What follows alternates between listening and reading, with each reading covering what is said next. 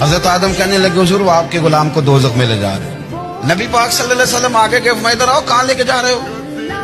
اللہ کے سامنے فیصلہ ہوا ہے, فرشتوں نے کیا ہے نا.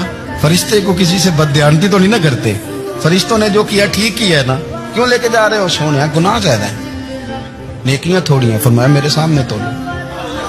کسی فرشتے نے نہیں کہا کہ سونے معاذ اللہ ہم کو بے ایمان ہے.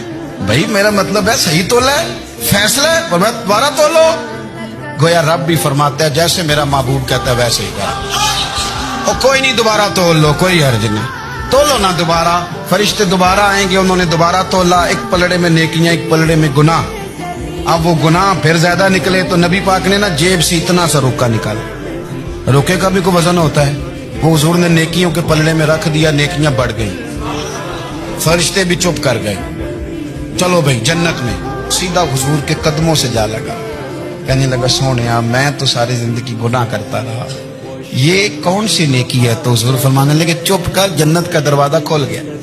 تو جا جنت میں. حضور رکے میں کیا ہے؟ فرمایا تو نے ایک دن درود و سلام نہیں پڑھا تھا؟ میں نے تیرا سنبھال کے رکھا ہوا تیرا درود شریف. وہ نعرے رسالت بھی تو نے لگائے تھے, وہ تو کھول کے میرے تذکرے میں نے تیرا سنبھال لیا. دوزخ میں تو کیا میرا سایہ نہ جائے, کیونکہ رسول پاک سے دیکھا نہ جائے.